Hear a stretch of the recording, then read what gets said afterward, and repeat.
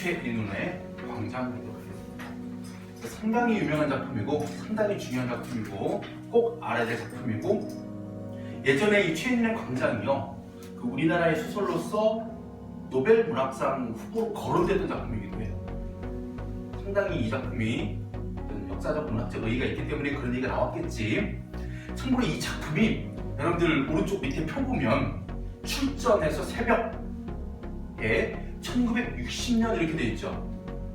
1960년, 이게 언제냐면 4.19가 터진 직후, 4.19 이후에 최인훈 광장이 발표가 되고 나서 이제 그 다음 5.16 군사정변이 일어나고 박정희가 정권을 잡았을 때 중요한 거 뭐냐면, 우리 이승만 정권과 박정희 정권 사이에 4.19 의거로 인해서 이승만이 하야했을 때 나온 작품이거든요. 정말 타이밍이 아주 좋은 작품이었습니다. 왜 그러냐면 이 작품에서 다뤄지고 있는 핵심적인 내용이 뭐냐, 바로 이명준이라는 주인공이, 자, 원래 고향은 북한 출신이에요. 아버지가 북한의 고위직입니다. 그런데 얘가 먼저 자신은 남한에 있으면서, 남한 사회에 있으면서 여기에서 뭐를 느끼느냐, 이 남한 사이에, 남한 사회에 있는 이런 어떤 그 자본주의의 타락과 병폐의 염증을 느껴요. 그래서 어디로 가느냐, 배를 타고 북한으로 넘어갑니다. 근데 북한에 갔더니 이 사회주의에 의해서 뭐 하는 거예요? 사람들이 모든 통제를 당하는 것이죠. 그래서 통제와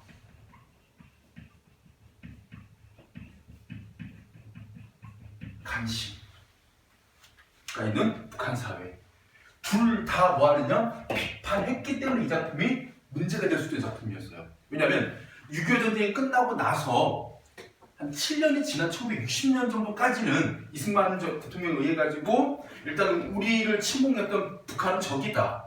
그리고 그 이후에 대통령이었던 박정희도 마찬가지, 북한은 우리의 적이다. 그래서 뭐 멸공, 승공, 반공 이런 걸 내셨던 시기에 남한도 부정하고 북한도 동시에 부정했다는 거. 물론 북한을 부정한 거는 몰라요. 근데 남한도 문제가 있다라고 얘기하는 이런 균형 있는 작품이요, 상당히 위험할 수 있던 작품이었죠. 근데 시기가 4.19 이후다 보니까 이 작품이 발표가 가능했고, 중요한 건 뭐냐면 이명준이 이런 생각하고 있다가 전쟁을 겪게 됩니다. 전쟁을 겪은 후 포로가 돼요. 그리고 나서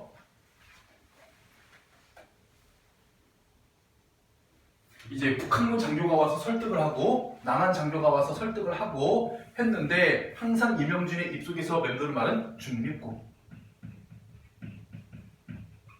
무슨 얘기냐면 자기는 남한과 북한은 어느 사회도 가지 않겠다. 즉 남한의 이데올로기와 북한의 이데올로기 다 싫다. 그래서 이데올로기를 거부하는 그런 태도를 중립국으로 가겠다라고 끝까지 고집을 합니다.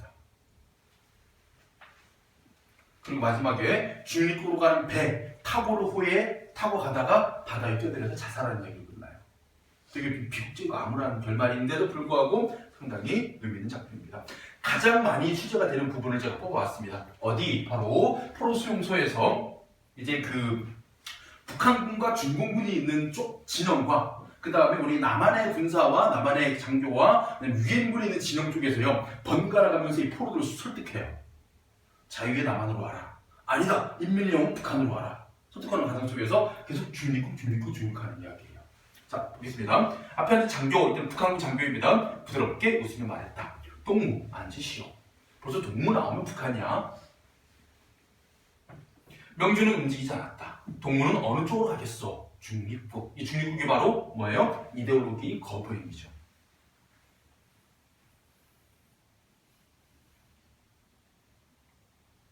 그들은 서로 쳐다본다. 앉으라고 하던 장교가 윗몸을 테이블 위로 바싹 내밀면서 말한다. 자, 이 행동, 윗몸을 테이블로 바싹 내밀며 말한다는 것은 뭐냐면요, 적극성을 띠고 있다는 얘기입니다. 적극적으로 설득하겠다. 동무, 중립국도 마찬가지 자본주의 나라요. 자, 그러면서 설득의 근거들이 나옵니다. 일단 먼저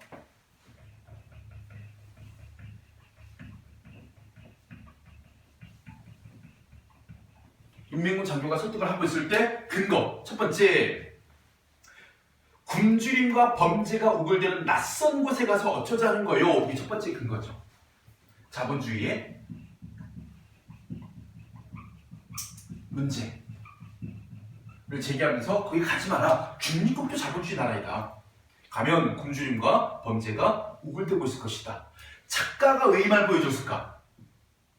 우리에게요, 1960년대를 살고 있던 당시 사람들에게 우리가 살고 있는 남한 사회도 깨끗하고 옳은 사회는 아니야. 우리 스스로 반성이 있어야 돼.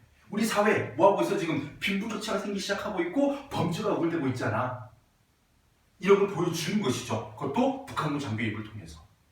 중립국 다시 한번 생각하시오. 돌이킬 수 없는 중요한 결정이란 말이요. 두 번째 설득의 근거입니다.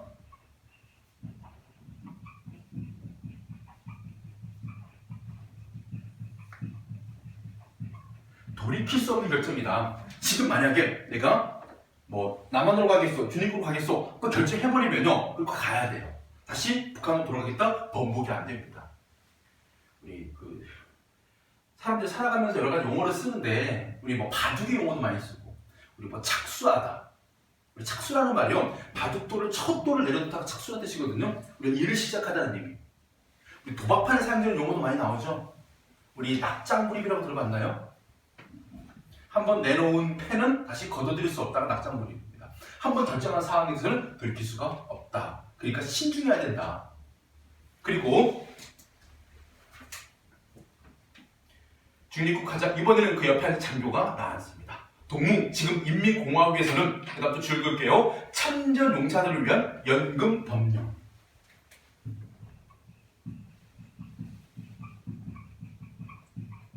뭐하고 있다? 우리 인민공화국에서는 당신 같은 사람들을 위한 혜택이 준비되어 있다. 그리고 누구보다도 먼저 일터를 가지게 될 것이며 인민의 영웅으로 존경받게 될 것이다. 네 번째가 일터를 갖게 될 것이며 영웅으로 추대될 것이다. 이런 좋은 일이 있는데, 이런 네 가지의 좋은 점이 있는데 왜 우리 인민공화국 오지 않느냐? 그래도 중립국입니다. 그들은 머리를 모으고 소근소근 상의를 한다. 처음에 말한 장교가 다시 입을 연다. 동맹 신종도 잘 알겠소. 오랜 포로 생활에서 제국주의자들, 이때 제국주의자들은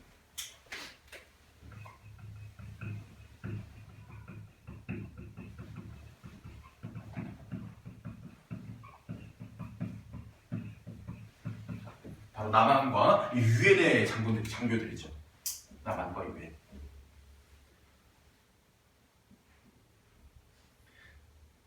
그러니까 이 사람들의 통제를 받으면서, 그 사람들의 관심과 도움을 받으면서 지내다 보니까 간사한 게임수의 유혹을 받지 않을 수 없다는 걸 용서할 수 있어.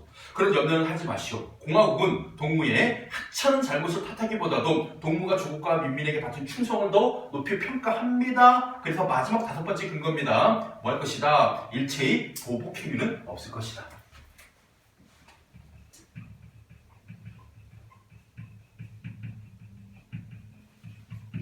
당신이 한때 남한사에 살았었고, 그리고 당신이 포로 수용소에 있으면서 남한과 유엔에 대해서 호의적인 뜻을 가졌던 것에 대해서 절대로 나중에 탓하지 않겠다. 잘못은 묻지 않겠다. 해도 중립국입니다. 그러다 뒤에 있던 우리 이런 사회주의 대표격인 중공 대표가 날카롭게 뭐라고 외쳤다. 아, 야, 하지마. 했겠지. 중립국 하니까. 선택하다 장교는 직무에 찬 눈초리로 명주를 노려보면서 내뱉었다. 좋아. 하고 그 다음 중냐. 강요하는 것은 아닙니다. 이번에 어디로 왔냐? 이 남한과 이번에 이제 미군을 위시한 이제 유엔군이 있는 쪽으로 온 거예요. 다만 내 나라, 내 민족의 한 사람이 타양만리 이국 땅에 가겠다고 나서니, 이때 타양만리 이국 땅 어디입니까? 중립국이겠죠. 이때 당시 중립국 어디 있었을까요, 여러분들? 중립국. 스위스가 중립국이에요, 스위스. 그래서 스위스는요, 나중에 여러분들 공동경비구역 JSA라는 영화의 시나리오가 예전에 한번 취재된 적이 있었거든요. 그때 이 공동경비구역에서 국제적으로 군사분계선에서 이 남한과 북한의 어떤 대치 상황에서 관리 감독을 할 수 있는 사람은요, 스위스 장교밖에 없습니다. 중립국이니까. 그래서 스위스를 얘기했겠죠. 자, 그래서 어찌 한마디 참고드린 이야기를 안 할 수 있겠습니까? 우리는 이곳에 남한 2천만 동포의 부탁을 받고 온 것입니다. 한 사람이라도 더 건져서 조국의 품으로 데려오라는. 그래도 중립국입니다. 당신은 고등교육까지 받은 지식인입니다. 조국은 지금 당신을 요구하고 있습니다. 당신은 위기에 처한 조국을 버리고 떠나렵니까? 중립국. 지식인일수록 불만이 많은 겁니다. 그러나 그렇다고 제 몸을 없애버리겠습니까? 종기가 났다고 말이죠. 그 다음에 여러분들, 이 남한 장교가 설득하는 근거 중에 여기 이제 나오죠. 뭐가 나오느냐? 당신 한 사람을 잃는 건 무식한 10사람을 잃는 것보다 더 큰 민족의 손실입니다. 무슨 얘기냐? 바로 당신은 민족의 재건을 위한 인재다. 그래서 우리 조국은 그런 인재가 필요하다. 당신 같은 지식인이 필요하다. 근데 거의 이거밖에 없어요. 지금 이 남한 측이 설득하고 있는 거. 당신은 젊습니다. 우리 사회는 할 일 태산 같습니다. 나는 당신보다 나이를 약간 더 먹었다는 의미에서 친구로서 충고하고 싶습니다. 조국의 품으로 돌아와서 조국을 재건하는 일꾼이 되어주십시오. 낯설은 땅, 문법에서 잘못된 표현이냐, 낯선 땅이라고 해야 돼. 낯선 땅에 가서 고생하느니 그쪽이 당신 개인으로서의 행복이라는 걸 믿어 의심치 않습니다. 나는 당신을 처음 봤을 때 대단히 인상이 마음에 들었습니다. 뭐 어떻게 생각하지 마십시오. 나는 동생처럼 여겨졌다는 바입니다. 만일 남한에 오는 경우에 개인적인 저녁을 제공할 용의가 있습니다. 어떻습니까? 라고 말하면서 설득을 하죠. 명주는 고개를 쳐들고 반듯하게 된 천막 천장을 올려다보고 한층 가락을 낮춘 목소리로 중립국. 설득자는 손에 들었던 연필꼭지로 테이블을 툭툭 치다가 미군을 돌아보고 미군은 어깨를 이렇게 들었겠죠. 어쩔 수가 없네. 그죠? 눈을 찡긋하고 웃었다. 나오는 문에서 석의 책상 위에 놓인 명부의 이름을 적고 천막을 나서자 그는 마침 재채기를 참았던 사람처럼 몸을 벌떡 들여젖히면서 마음껏 웃음을 터뜨렸다. 자, 이명준의 웃음. 그 어떤 설득에도 남한도 북한도 아닌 중립국을 선택하고 나온 다음에 터뜨린 웃음이에요. 그래서 첫 번째,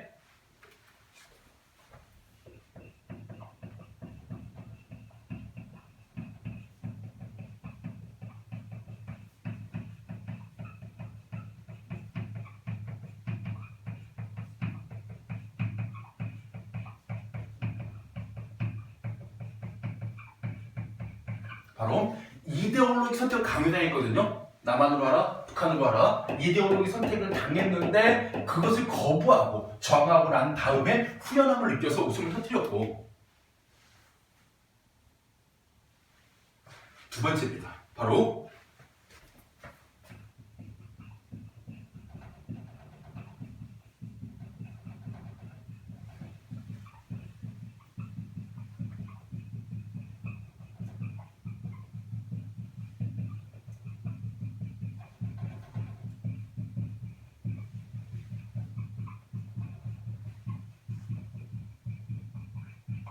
이렇게 남한도 못 가고 북한도 못 가고 중립국을 선택할 수밖에 없는 이 현실.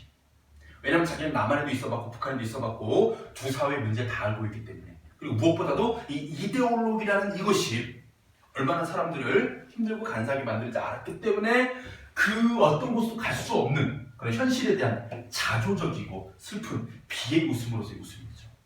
훈훈한 웃음의 의미도 있고 슬픔의 웃음도 있고.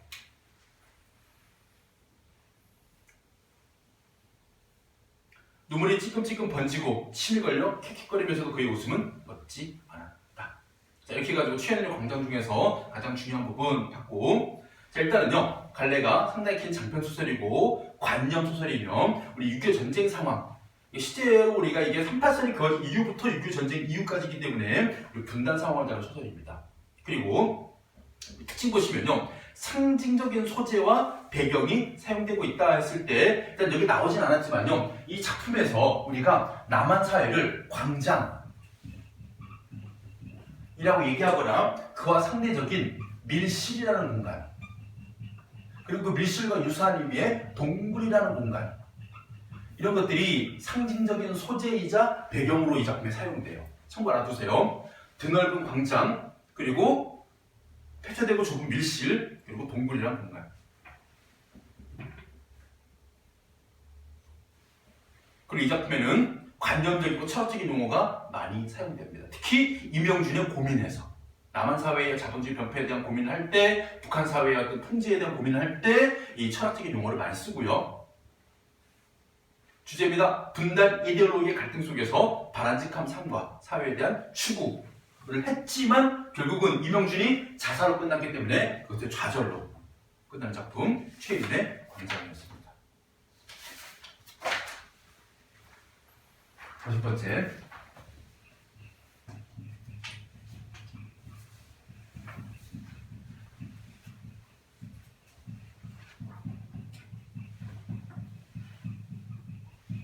김승옥의 서울 1964년 겨울. 심지어 이렇게 찍어야 되는구나. 서울 1964년 겨울. 제목이 배경 제목이에요. 서울 동간적 배경, 1964년 시간적 배경, 겨울 계절적 배경. 서울 대도시 공간이에요. 대도시. 시골이 아니라. 대도시 하게 되면 사람들이 뭐 한 거야? 개인주의적이고 이기적이고 운명적으로 살아가는 공간 속에서 1964년이라는 시기, 막 경제개발과 산업화로 인해 가지고 인간성이 상실되기 시작한 시기에 추운 겨울날의 이야기입니다. 하루 동안의 이야기예요. 자, 이 작품에서요, 일단 나 그리고 안이란 청년이 있습니다. 그리고 어떤 사내가 있어요.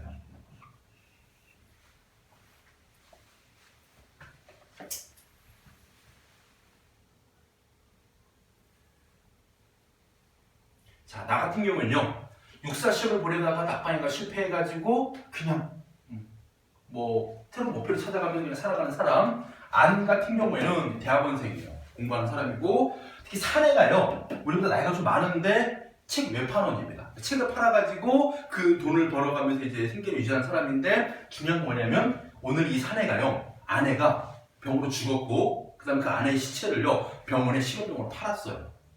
그러면서 받은 돈을 지금 주머니에 넣고 있습니다. 그런 상황에서 우연히 술집에서 세 사람이 만나게 됩니다. 근데 중요한 건 뭐냐면, 분명 내가 이 작품 속에 있는데 얘는 성밖에 몰라요. 이름을 모릅니다. 묻지도 않았습니다. 그리고 이 사람은요, 그냥 아예 이름조차 성조차 몰라요. 남자라는 것, 우리보다 나이가 많은 사람들이라는 것, 이런 인물의 제시 방법에서 구체적인 이름이 없다는 것은 바로 현대사회의 익명성에 대한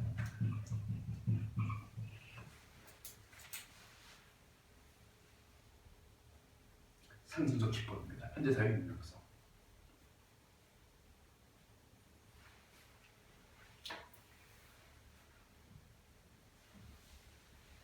만약에 선생님이 1964년 겨울을 가지고 시를 출제한다고 할 때 이 부분 있잖아. 나와 안과 사내. 내가 얘는 성밖에 모르고 얘는 남자라는 밖에 몰라. 서로 이름을 모르지. 이름 알려고 안 해. 그래서 이름도 안 불러. 요 내용을 가지고 우리 시 배울 때, 현대시 배울 때 김춘수의 꽃이라는 시가 있었어. 내가 너의 이름을 불러주기 전에는 너는 하나의 몸짓에 지나지 않았다. 내가 너의 이름을 불러줬을 때 너는 나에게로 와서 꽃이 되었다. 그 이름을 부른다는 의미가 뭐였어? 대상이 의미를 부여하고 그것이 가치 있는 존재가 되는 것. 그 의미였잖아. 그때의 그 시적 화자의 태도하고 여기서 나의 화자, 나의 태도가 되게 대립되고 있다는 걸 우리가 확인할 수 있지. 굳이 상대 이름을 알려고 하지 않는. 그래서 상대가 나에게 어떤 의미인지가 관심이 없는 그런 현대사의 모습을 보여주는 것이죠.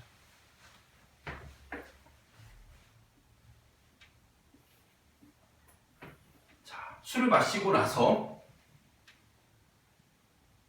사내가 우리에게 자신의 아내에 대한 이야기를 고백을 하고, 그 다음에 길을 걷다가 겨울날 이 모닥불을 피워놓은 것을 보고 거기서 불구경을 하다가 갑자기 사내가 주머니에 있는 아내의 시체 판돈을 불태우고 한 장면이 막 나와요. 그러다가 거리로 모두 나온 다음에 적막한 거리에는 찬바람이 세차게 불고 있었다. 삭막한 인간관계를 암시하는 표현입니다. 찬바람.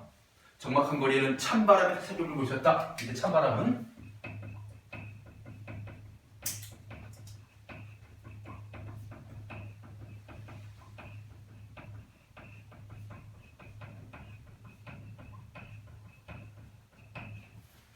우리 소설가들은요, 시인이 다양한 비유를 하거나 상징 기법을 쓰는 것처럼 소설가들도 웬만하면 노골적으로 이야기를 전달하지 않고 뭔가 문학적으로 비유하고 숨길 수 없을까 많은 고민을 해. 그중 하나가 뭐냐면 바로 이러한 배경 묘사를 통해, 배경 제시를 통해서 첫 번째 인물의 심리 정도는 드러낼 수 있지 않을까, 혹은 앞으로 벌어질 사건의 방향을 암시할 수 있지 않을까,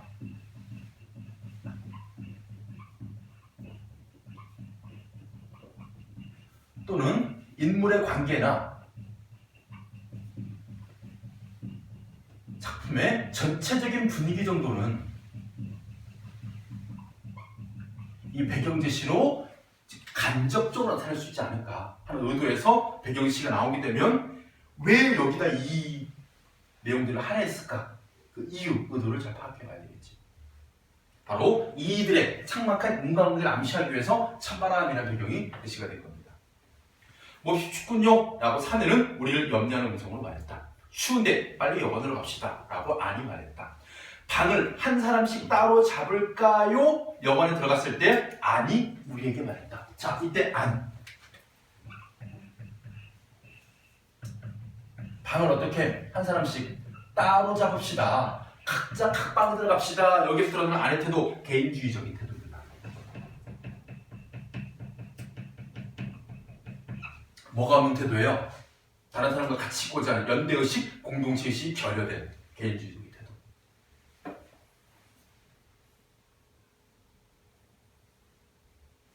그리고 그게 좋겠지요도 아니 우리에게 다시 한번 재물음을 한 겁니다. 여러분 그게 좋겠지요? 라고 했을 때 내가 뭐라고 얘기했냐? 모두 한 방에 드는 게 좋겠지요? 라고 나는 아저씨를 생각해 말했다. 라고 누구는? 나는 방을 함께 썼으면 좋겠다.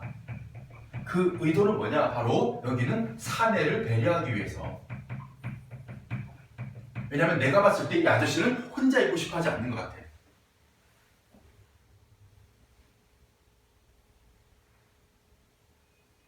아저씨는 그저 우리의 처분만 바란다는 태도로, 또는 지금 자기가 서 있는 것이 어딘지도 모른다는 태도로 멍하니 서 있었다 해서 사내는 방을 함께 쓰길 원합니다. 혼자 있기 싫은 거예요.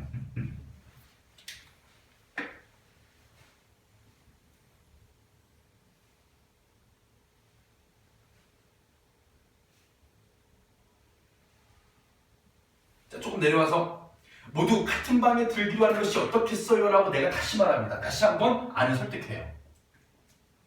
한 명이라도 싫으면 싫은 거야. 난 지금 아주 피곤합니다 라고 안이 말했습니다. 그러면서 방은 각각 하나씩 차지하고 자기로 하지요 라고 했을 때 아저씨가 뭐라고 얘기해요? 혼자 있기 싫습니다 라고. 결국 아저씨 의도는 뭡니까? 사내 의도는 함께 있었으면 좋았는데 혼자 주무시는 게 편할 거예요 라고 안이 당신이랑 같이 방을 쓰기 싫다. 우리는 복도에서 헤어져 사환, 그러니까 옛날에 뭐 이런 직원 심부름꾼 알바입니다. 지적해준 나란히 붙은 방 3개.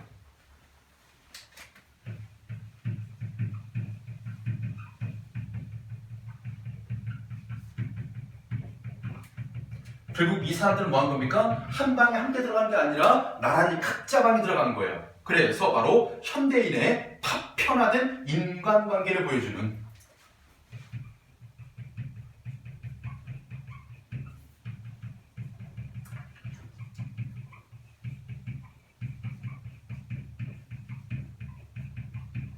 각자 방에 들어가는 모습. 파편화됐다는 얘기는 서로 쪼개진, 서로 유기적으로 결합되고 하나가 되지 못한, 바로 연대의식이 부족한 모습이죠.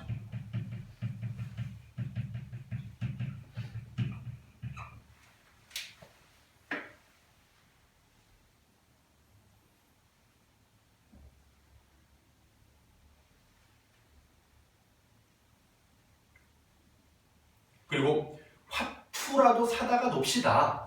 헤어지기 전에 내가 말했지만 무슨 얘기냐면 나는 그래도 좀 아저씨하고 있는 시간을 좀 더 늘린 다음에 그리고 이제 나중에 정말 피곤해지면 잠이야 따로 자면 되겠지만 좀 같이 있어줬으면 하는. 그리고 나는 어느 정도 뭐하고 있어요? 사내에 대한 약간의 그런 어떤 책임지심이 좀 있는 상태죠. 근데 아는 전혀 그런 게 없는 개인주의적인 사람입니다. 나라도 피곤합니다. 하시면 하고 싶으면 두 분이나 하세요. 라고 아는 말하고 자기 방으로 들어가 버렸다. 나도 피곤해 죽겠습니다. 안녕히 주무세요. 라고 나는 아저씨에게 말하고 나서. 무슨 얘기입니까? 그러니까 지금 너희들 이런 생각 들잖아. 안이 만약에 싫다면 나라도 사내하고 같이 있어주면 되잖아. 그것도 싫은 거야. 나도 일종의 한계가 있는 사람인 거야. 얘랑 같이 서 있어주면 내가 모르겠지만 1대1로 둘만 있는 건 되게 어색하거든. 그치?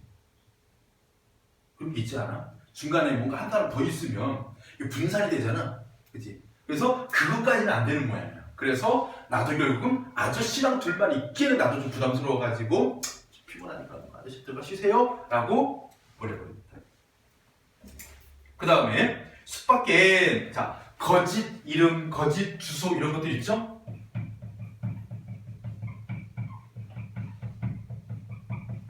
이런 것들 혹은 뭐 거짓 나이, 거짓 직업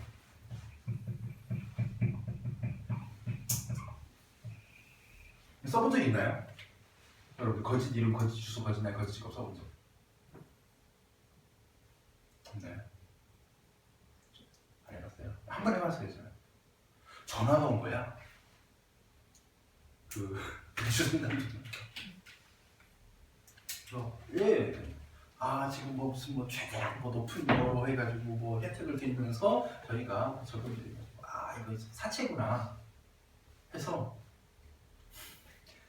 또 녹음을 하고 통화하면서 녹음되는 기능이 있는 거 있지. 녹음을 하면서 왜냐면 내가 뭐 나중에 증거가 있어야 될까요? 녹음을 하면서 그래서 예 말씀해보세요. 돈 필요해요. 예. 이름요? 다른 사람 이름 얘기하고 아 주민번호 필요해요? 생각나는 아무 정도로 막 얘기한 거야. 75 01 23 한 다음에 무슨 1932 518 막 해놓고 막 지른 거야. 주소 어디세요? 여기가 어디지? 아 여기가요? 아 제주도 서귀포시 대저읍 마라도 막 이렇게 깜짝 놀라는 거야. 아, 마라도세요? 그러니까 아 저 짜장면이에요 막 이러면서 실화야. 그렇게 다 얘기하고 나서 그분이 그래서 아 잠깐만요 좀 제가 조회하는 시간 좀 필요해가지고요 조회 좀 할게요. 네, 하세요. 좀 이따가 저기요 고객님 그러니까 안 나오는데요.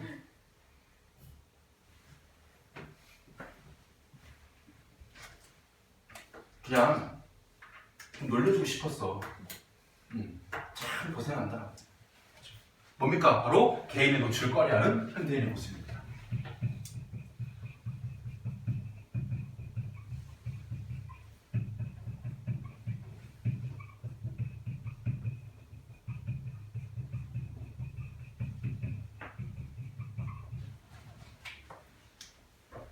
특히 이런 숙박업소 이런 거 적고 나오면 되게 찝찝하잖아. 그치?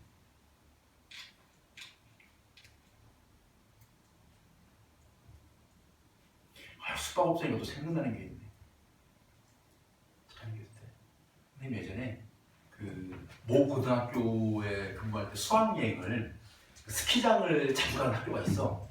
그래서 스키장을 갔는데 어디냐면 이제 강원도에 그 정선 하이원 리조트라고 해가지고 스키장이 있었고 하이원 리조트 조금만 내려가면 강원랜드라고 해가지고 우리나라의 최대 카지노 거기가 있거든. 그래서 쉽게 말하면 이제 도박장, 민간이 출입하는 도박장 있었는데 물론 도박은 선생님 할 줄도 모르고 뭐 관심도 없어. 그냥 사람 구경한다는 차원에서 거기가 뭐 음료수 막 담배 이렇게 막 공짜라며. 그래서 막 그냥 가본 거야 선생님 따라서. 근데 나는 입구에서 막혔어. 음주 하면 못 들어간대. 술 마시면 음주 측정을 하는 거야. 무슨 운전도 안 하는데 왜 하지? 음주 했더니 선생님 입장 안 되십니다. 왜요? 아, 술 드셨어요. 왜 술 먹는데 왜? 그러니까 술 먹으면 사람이 조금 다혈질이 되고 이제 뭐가 화가 나고 뭐 화장 나와! 막 기가 무슨 쓰고 그럴 수 있다고 안 된대. 그래서 이제 그 가이드 사장님이 다시 저를 숙소 데려다 주고 왔지. 그런 다음에 이제 뭐 그날은 혼자 숙소에서 이제 맥주 먹고 TV 보고 자고 다음날 아침에 이제 애들 버스에 태우고 막 이동하다 점심 딱 먹고 있는데 선생님 어머니 따셨대. 돈을 엄청 따셨다는 거야. 전날 밤에. 와 억울한 거지. 보통 그래도 초짜가 따거든. 모르고 지르고 하는 거예요. 패턴이 없기 때문에. 그래서 부러운데 그분이 이제 오늘 저녁에 내가 고기 쏜다 하는데 옆에 그 가이드 하신 여행사 사장님이 나 얘기하는 거야. 이 정선 하이원 리조트 밑에 정선 마을에 여관 고깃집 엄청 많다고. 금은방도 많고 전당포도 많다고. 그래서 막 자기 막 물건 맡겨가지고 막 돈 빌려서 도박을 하는 사람, 혹은 며칠씩 묵어가면서 막 도박하는 사람, 돈 땄다고 고기 먹으러 오는 사람. 근데 여기서 고기 드셔도 돼요. 고기 질 좋아요. 막 행성 하나 들어옵니다. 근데 절대 선생님 따라오실 때 이 정선 지역 내에 있는 여관에서 주무시지 마세요. 이제부터 살짝 무서운 얘기 시작돼요. 절대 여관에서 주무시지 마세요. 기약하신 분들은 악몽 꿉니다. 가위 밀려요. 왜냐고요? 정선에 있는 숙박업소 중에 그 방 중에 손님이 자살 안 한 방이 없대. 집안 재산 다 싸들고 들어와가지고 아버지가 한 방에 튀었게 해가지고 가서 다 말아먹었을 거 아니야. 확률적으로 이길 수가 없어. 딜러를 이길 수가 없어. 다 말아먹고 이제 빈털터리가 된 거 아니야. 심지어 아들 대학 학자금에다가 우리 딸 결혼자금에다가 우리 아내 그 적금 부은 거 다 깨가지고 왔는데 난 뭐 해야 되지? 죽어야지. 거기서 약 먹고 목 메고 술 먹고 거기서 자살한 방들이 찔비하네. 그래서 가지 말라고 하더라고. 사람이 있는데 도박 안 하는 게 좋아요. 자, 보겠습니다. 다음 날 아침 역시 아니 알지기 나를 안 깨웠다. 그 양반 역시 죽어버렸습니다. 그 양반 역시 아이 나쁜 놈.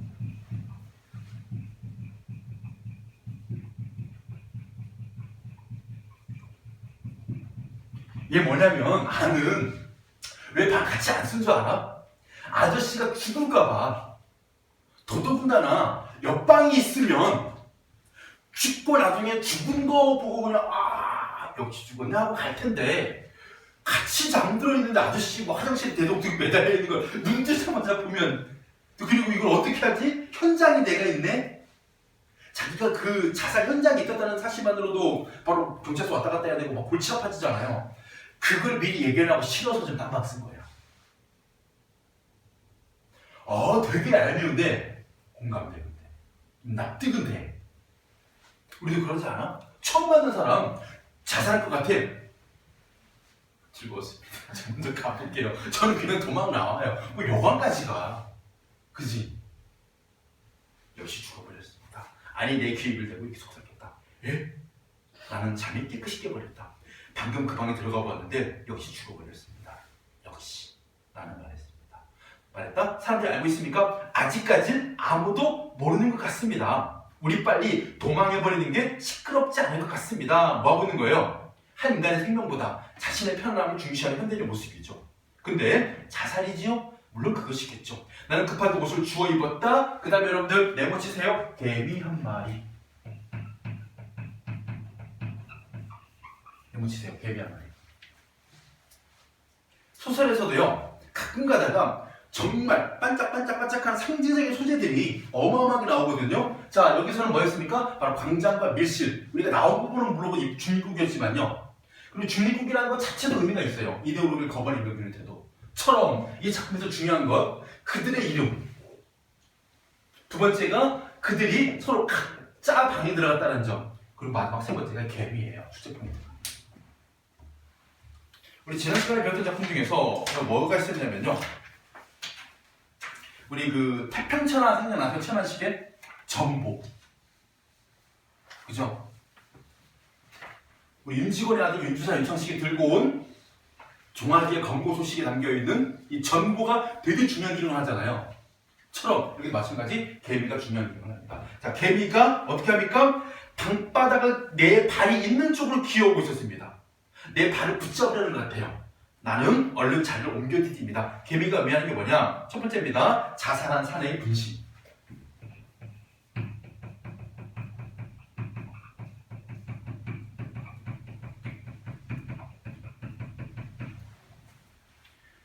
뭐예요 이게? 송민국도 아니고 법나비가 되고 아니고. 이거는 이렇게 생각하면 됩니다. 내가 느끼고 있는. 나는 어젯밤 뭐 했습니까? 조금만 주의를 기울이고 조금만 관심을 가졌더라면 이 사람이 죽음을 막을 수 있었거든요. 나는 뭐 해버린 겁니까? 외면해버린 거예요. 그랬을 때 그 사람이 나에게 자네 나 좀 살려주고 나 좀 도와줘. 같이 있어주면 내가 죽진 않을 것 같아. 했었던 그 사람의 분신은 아닐까. 그리고 또 하나입니다. 그런 마음이 드는 것 자체가 양심이거든요. 양심은 내가 저버린 행위를 한 겁니다. 두 번째, 계율이 피했다는 것은 나의 양심을 의미합니다.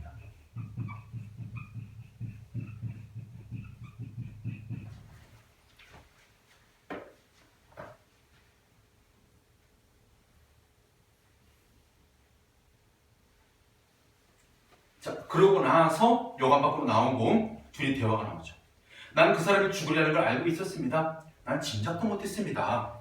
라고 나는 사실을 이야기했다. 난 짐작하고 있었습니다. 어떻게 합니까? 어쩔 수 없지요. 난 짐작도 못했는데 짐작했다고 하면 어떻게 하겠어요? 일단 물어보니까 넘어갈게. 어떻게 합니까? 그 양반 우리더러 어떻게 하는 건지 그렇게 말입니다. 하다가 난 그 양반이 죽으려는 건 짐작도 못했다니까요. 약을 호주머니에 넣고 다녔던 모양이군요. 아니 눈을 막고 있는 어느 앙상한 가로수 밑에서 멈췄다. 나도 그를 따라 멈췄다. 그가 이상하다는 얼굴로 나에게 물었다. 자, 이때 앙상한 가로수. 가로수가요. 원래는 수많은 잎을 달고 있어야 되고 생명력을 가지고 있어야 되는 그런 나무잖아요. 그런데 지금 겨울이 되니까 잎을 다 떨어뜨려서 앙상한 모습입니다. 자신들 같은 거예요. 그래서 앙상한 가로수는 이렇게 인정이 메말라버린 안과 나를 상징하는 소재.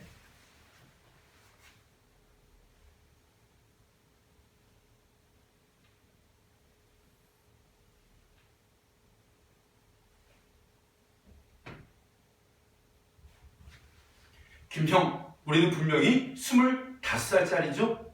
난 분명히 그렇습니다. 나도 그거 분명합니다. 이제 나이 정도 알았어. 두려워집니다. 뭐냐? 바로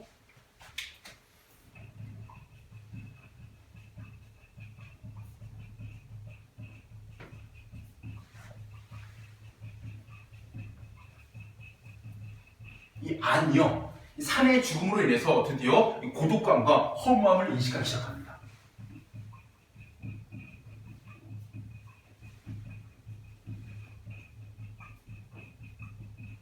그러면서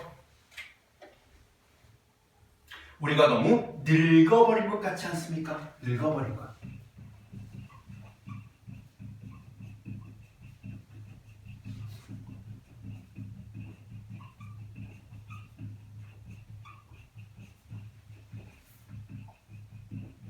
우리가 세상사에 타인에게 너무 무관심한 나이가 되어버린 건 아닌가요?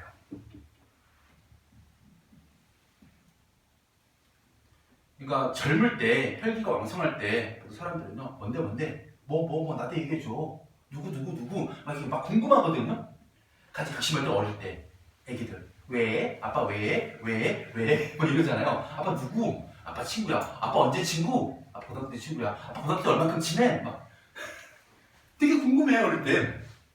나이가 들면요 그냥 지나가세요. 좀 무관심해 그냥.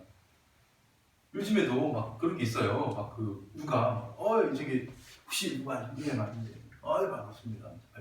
명함 하나 달라고. 명함 없는데요. 있긴 있어. 근데 굳이 내가 물론 뭐 지금 나이 많은 건 아닌데 이 나이 먹고도 새로운 인간관계를 맺는 거에 대해서 조금씩 이제는 조금 그런 게 있어요. 이제까지 내가 쌓아오고 만들어온 인간관계만으로도 벅차다라는 그런 생각. 그걸 늙어버린 것으로 생각하는 것이죠. 그러니까 누군가 새로운 사람과 알아가고 그 사람과 계속 지속적 관계를 유지하는 그런 연대의식이잖아요. 이것이 버려지기 시작하는 것이죠.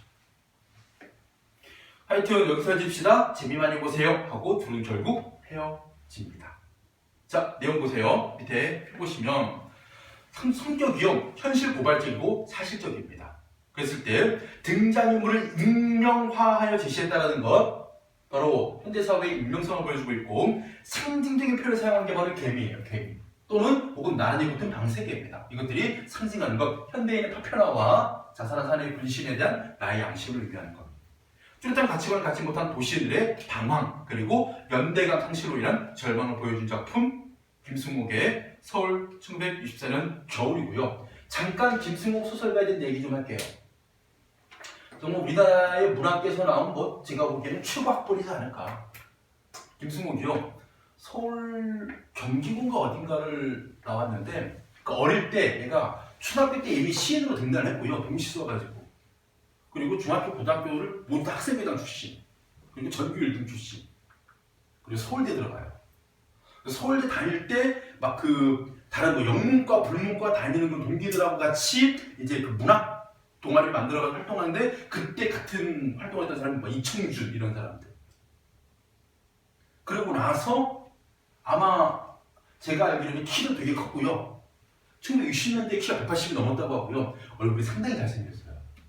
그래서 도대체 이런 캐릭터는 그지 뭐지? 아마 소설 안 썼으면 막 영화 배우실 정도의 외모를 합니다.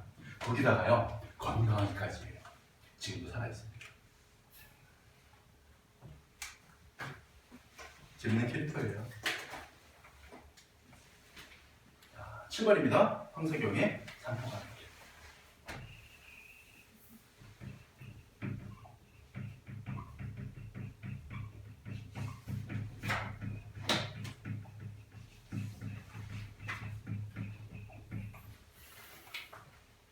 참고로 이 산포 가는 길은 제가 전체적인 내용을 하나 설명을 좀 해드린 다음에 여러분들이 여기 있는 내용을 보셔야 됩니다. 참고로 이 작품에서요 정시, 영달, 백화라는 세 인물이 등장하는데 요 작품과 요 작품의 인물들 관계를 비교해서 보면 되게 재밌습니다.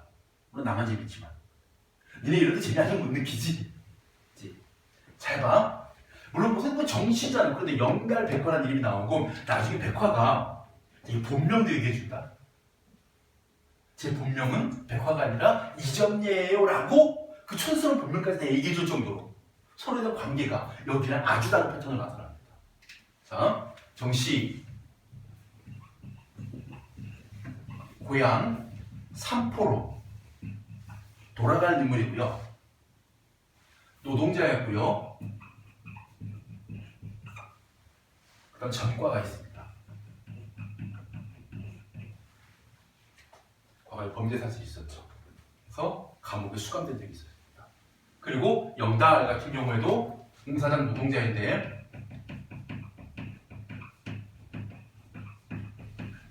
전에 일하던 공사장에 그 식당이 있어요. 밥집. 여기에서 그 밥값을 외상으로 먹고 밥값을 안 갖고 도망 나왔어요. 지금. 어쨌든 예, 지금 유랑하는 상황입니다. 아니, 이게 왜 나오니? 그래서 우연히 이 정씨하고 백화하고 동면하게 됐어요. 그 다음에 백화입니다. 술집 작부입니다.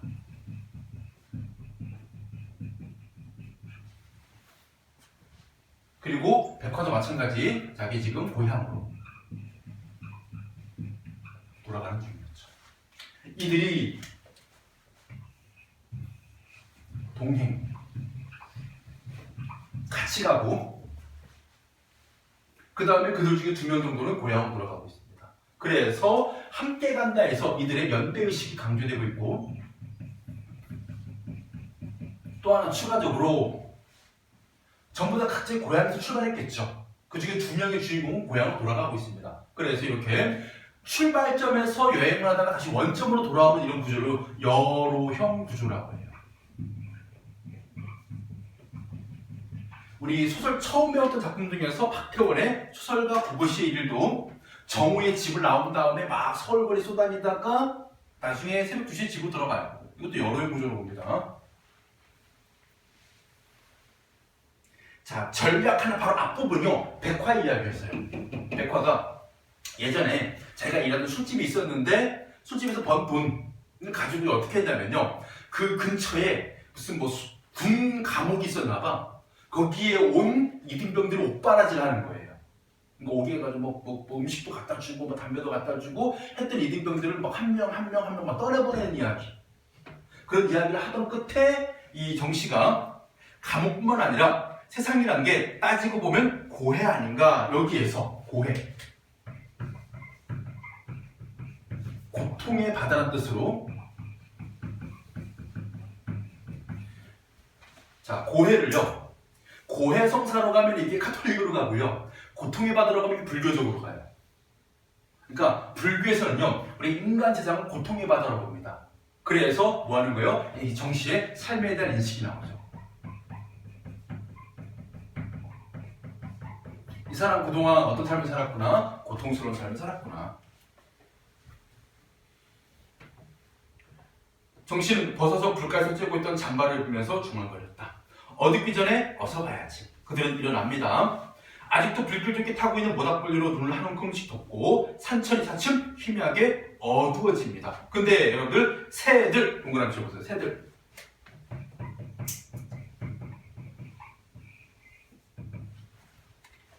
새들이 이리저리로 깃을 찾아, 우리 깃들다, 둥지란 뜻입니다. 자기 집. 찾아 숲에 모여들고 있었다 하면 새들은요, 세 사람의 처지와 대조적인 소재로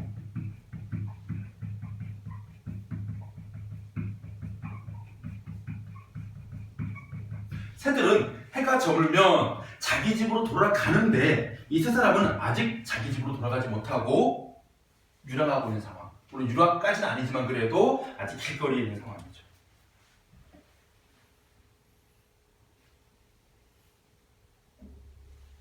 영다리가 백화에게 묻습니다. 그래, 이젠 어떡할 셈이요? 참고로 백화도 술집에서 도망 나왔습니다. 그래서 어떡할 생각이냐라고 묻자 집에 가면 정씨가 시집 가야지 뭐. 그때 백화의 대답 보세요. 시집은 안 가요. 이제 와서 무슨 시집이에요. 조용히 틀어박혀 집에 농사나 거들지요. 그다음 동생들이 많아요.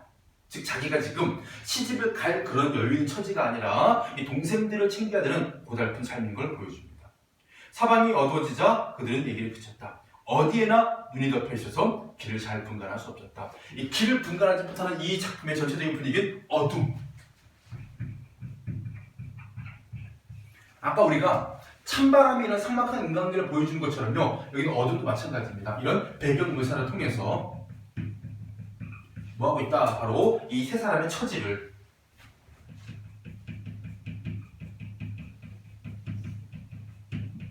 잘 보여주는 배경 묘사, 전체적으로 어둠입니다.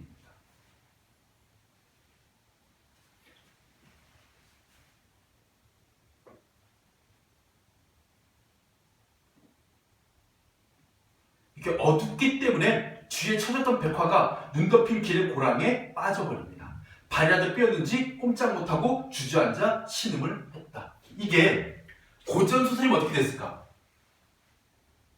이런 어두웠다, 눈이 내렸다는 사전 이유 없이 호련 걷고 있던 백화 낭자가 갑자기 주저앉으며 다리가 아프다고 신음을 했다라고 우연적으로 사건이 전개되겠지만, 현대 소리니까 겨울이고 눈이 내렸고 어둡고 여자니까 뒤쳐져 걷고 있었고 구두 정도 신었겠죠. 수작되니까. 그래서 바람을 뛰어서 발목을 삐는 건 필연성이 강하게 나타나고 있는 것이죠. 이렇게 현대소설과 고전소설 차이도 좀 생각해보고 그 다음 가보자.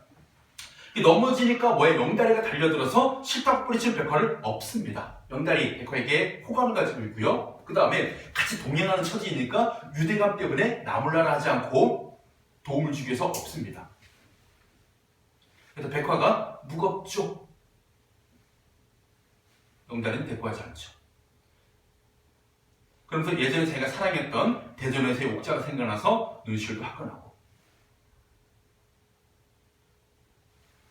자, 이렇게 영다리가 백화를 엎고 정신을 걸으면서 7시쯤에 감천 읍내에 도착합니다. 마침 장이 섰는지 파장된 뒤에도 읍내 중앙은 흥청대고 있었다. 전 부치는 냄새, 고기 굽는 냄새, 공공 냄새가 풍겨옵니다.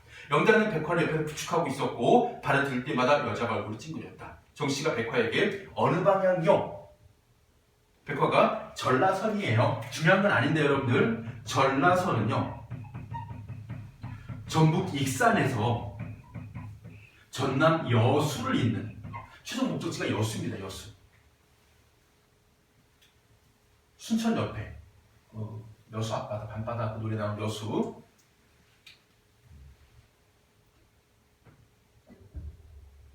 그러자 정씨가 나는 호남선 쪽인데, 호남선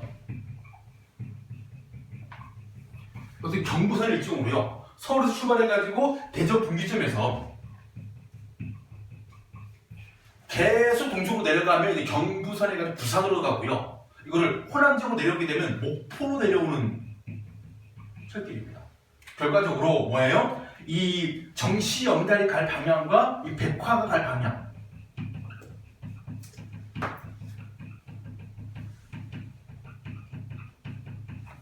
서로 다르다는 것이죠. 지금 목적지가 달라요. 그러면 삼포라는 마을은 목포 어디쯤가 있겠구나. 그리고 백화의 고향은 여수 어디쯤인가 있겠구나.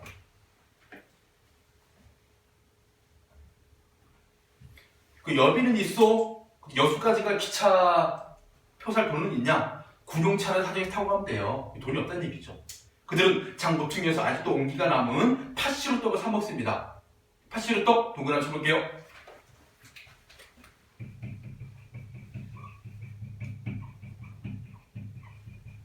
야, 이거 어릴 때 진짜 맛없었는데 왜 이제 맛있대? 나이가 들지 입맛이 변해. 자, 팥시루떡 올려 백화가 자기 몫에서 절반을 떼어서 영달에게 내밉니다. 같이 사 먹기도 했지만요, 백화가 영달에게 다시 팥시루떡을 좀 나눠서 주잖아요. 여기에서 바로 영달에 대한 고마움,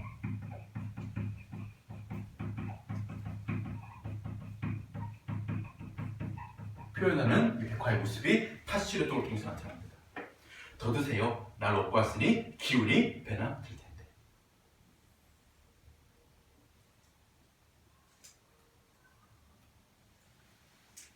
자, 잠시 후 백화가 좀 옆쪽에 앉아있고 정씨하고 영달이 조금 거리가 좀 떨어진 곳에 앉아있었어. 그럼 정씨와 영달이 서로 대화를 합니다. 같이 가시지. 정씨가 얘기하죠, 영달에게. 내가 보기엔 좋은 여자 같군. 무슨 얘기입니까? 영달이 백화에 대해서 호감을 갖고 있었다는 것을 정씨가 눈치채고 있었고, 어려운 처지에, 힘든 처지에 두 사람이 서로 의지하고 지내면 난 좋을 것 같은데 라고 권합니다. 근데 영달도요, 그런 것 같아요. 내가 보기엔 좋은 여자 같습니다 라고 맞춰 한번 친 다음에 정씨가 또 아니야, 인연이 닿아서 말뚝박고 살게 될지 라는 말은 무슨 얘기냐? 더 이상 이렇게 뜨내기 생활하지 않고 백화와 결혼해가지고 정착해서 살 수 있게 되지 않겠느냐, 이런데 아주 뜨내기 시즌 청산해야지 라고 하는데 영달이가 시무룩합니다. 그러면서 얘기하죠. 어디 능력이 있어야죠. 뭐 한 거예요? 백화에 대한 관심도 있고 같이 지낼 수 있는 그런 마음도 다 있습니다. 근데 뭐가 없어가지고 능력이 없다라는 거. 자신의 이런 이 유랑하는 현실 때문에, 뛰내기 현실 때문에 이렇게 사랑조차 못하는 현실에 대한 안타까움이 있죠. 그래서 정씨가 그러면 삼포에 같이 가실라고? 어쨌든 하면서 이 둘이 같이 동행하기로 결정이 됐죠. 그런 상황에서 영달이가 500원짜리 2장을 꺼냅니다. 오늘날 500원이 아니에요. 가치가 달라요. 제 여자를 보냅시다. 영달이는 표도 사고, 자기네 차표만이 아니라요, 백화의 표도 사요. 삼립빵 2개. 야, 이렇게 브랜드 이름이 소설에 나올 수 있을 정도로. 지금도 있어요. 근데 여러분들 편의점 가보면요, 빵 회사 뒤에 잘 보면 삼립빵이 있어. 아직도 지금 건지한 빵 회사입니다. 2개와 찐달걀을 삽니다. 그러면서 우린 뒤에 차를 탈 텐데 잘 가슈 하고 영달이가 내민 것들을 받아준. 영달이 이거 왜 샀어? 삼립빵 2개와 찐달걀 백화 주려고. 가면서 먹으라고. 애정이 들어가죠. 그때 백화의 눈이 붉게 충혈됩니다. 따뜻한 마음을 가진 사람들과 헤어져야 되는 아쉬움이죠. 이들이 안타까워. 여자가 더듬거리며 물었다. 아무도 안 가나요? 우린 삼포로 갑니다. 거긴 내 고향이요. 그때 삼포.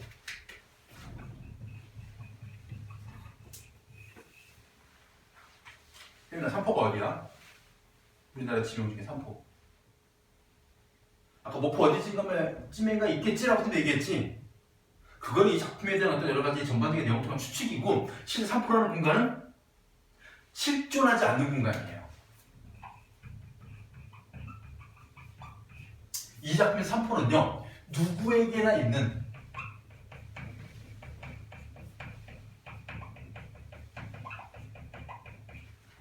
힘들 때마다 떠올리고 언제든 돌아가고 싶은 바로 영원한 고향이자 정신적 안식처를 의미합니다.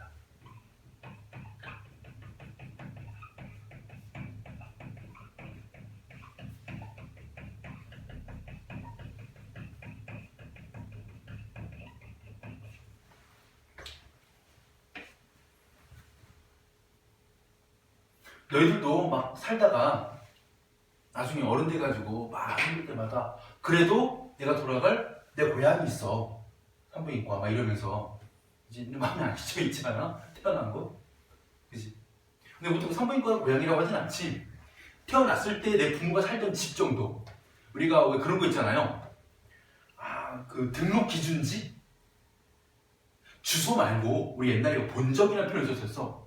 본적지. 그러니까 내가 처음 태어났을 때 어디에 주소를 적을 두고 있었냐는 걸 본적이라고 부르거든요. 요즘엔 말을 바꿔서 등록 기준지라고 표현하더라고. 우리 애 출생 신고할 때 등록 기준지를 어디로 할 거냐 했을 때 다 제주시였고 제주시였는데 이렇게. 얘네 고향이 여기야. 그렇다고 뭐 서해산부인과 미래산부인과 이럴 수는 없잖아. 고향. 자, 그럼 산포로 갑니다 했을 때 백화가요. 정말 잊어버리지 않을게요. 뭐를? 저같이 수집작품이 천한 여자를 이렇게 인간적으로 대해주고 따뜻하게 대해준 당신들의 그 마음을 잊지 않을게요. 하다가 뛰어옵니다. 내 이름은 백화가 아니에요. 내 본명은요 이정예예요.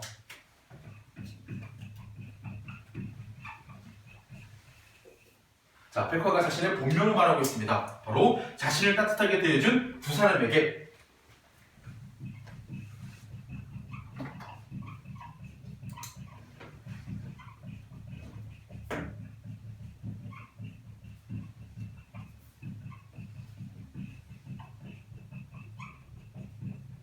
자신을 진실되게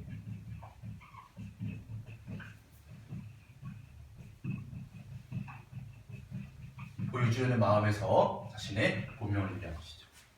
얘네랑 완전 다르지. 잘 가슈 김영, 잘 가슈 안씨 이런 정도. 심지어 그 사내는 성도 몰라요. 그냥 아저씨야. 아니면 그 사람이야. 여기서는 본명까지 얘기해줍니다. 제 본명은 이정예예요.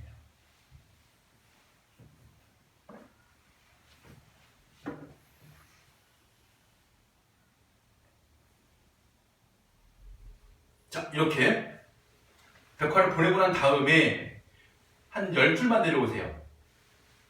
정씨 옆에 앉았던 노인이 두 사람의 행색과 무릎 위에 배낭을 눈여겨 살피더니 찾으셨나요? 짜잔. 거기에 노인 동그라미 치시고요. 이 노인은 이 작품에서 정보 전달자 역할을 합니다. 정보 전달자 역할.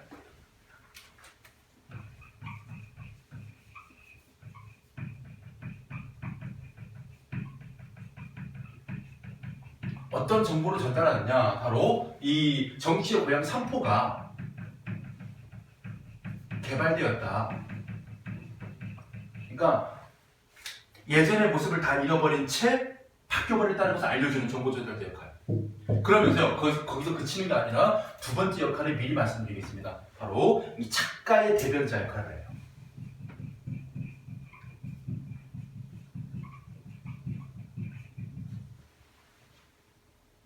바로 산업화에 대한 부정적 인식을 지닌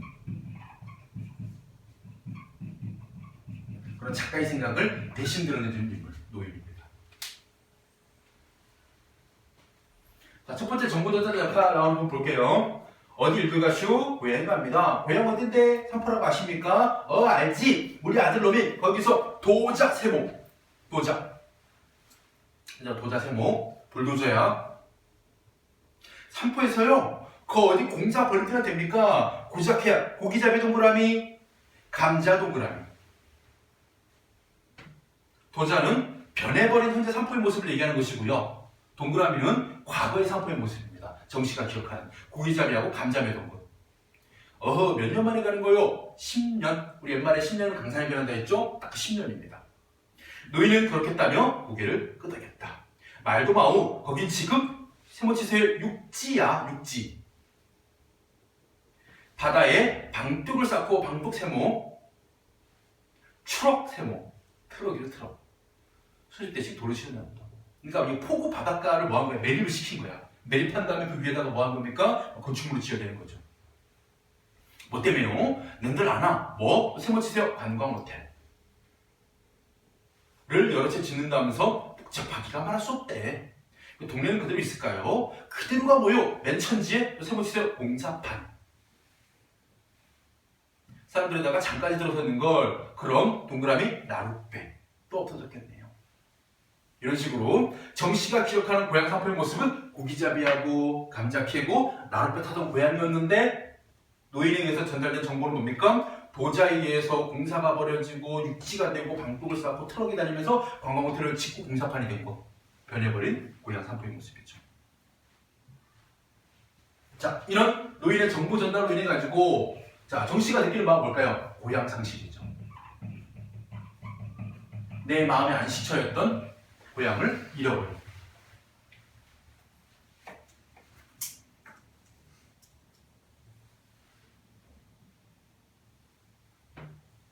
그 다음에도 노인의 말이요. 이 두 번째 역할입니다. 작가의 대변자 역할.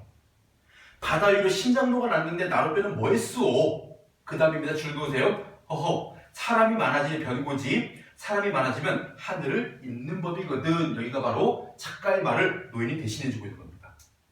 바로 산업화에 대한 비판적인 시. 바로 사람이 많아지면 하늘을 잇는 법이거든.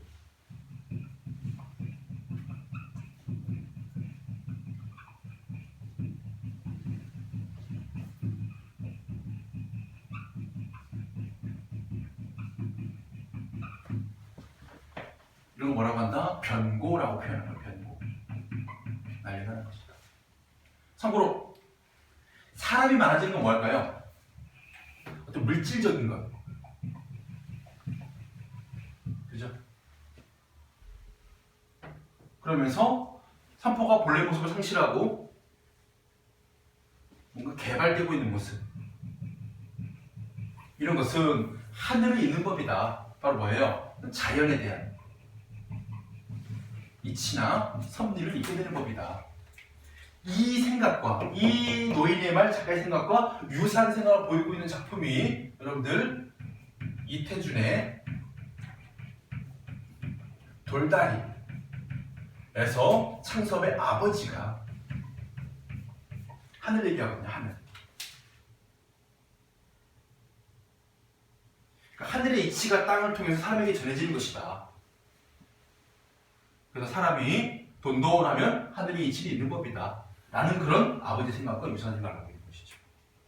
어쨌든 간에 착정하고 벼르다가 찾아가는 고향이었으나 정씨에게는 소문마저 낯설었다. 잠자코 듣고 있던 영단이가 말했다. 얘는 속도 좋아. 좀 정씨가 고향 잃어버렸는데 잘 됐군. 우리 거기서 공사판 내다 잡읍시다. 얘는 지금 그냥 일자리만 있으면 되는 거지. 그때 기차가 도착합니다. 정씨는 발걸음이 내키지 않았다. 그는 마음의 점처. 이게 바로 이 작품 산포의 이름이었죠. 잃어버렸기 때문이었다. 어느 결에 정씨는 영달과 똑같은 입장, 뜨내기가 되어버린 것이죠. 돌아갈 곳이 없는. 그 다음 마지막 문장 줄글게요. 기차는 눈발 날리는 어두운 들판을 향해 달려갔다. 마지막 문장, 바로 여운 결말이 여운을 남기고 있는 결말인데 뭔가를 상징해요. 바로 이 떠돌이 삶이 계속될 것을 암시합니다.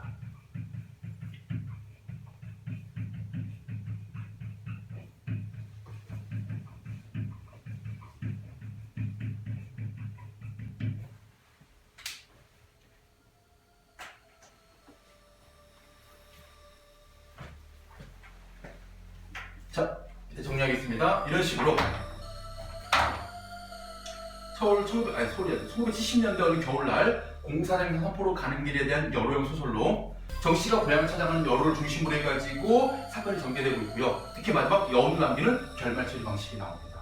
그리고 이 작품에서 특징인 건 세 사람의 관계에서 연대의식이 나타나고 특히 백화가 자신의 본명을 얘기한 점에서 진실된 모습에 대한 얘기를 기억하시고 주제입니다. 산업화가 된 소외된 사람들, 이 사람들의 애환과 연대의식을 가져 1970년 작품 황석영의 산포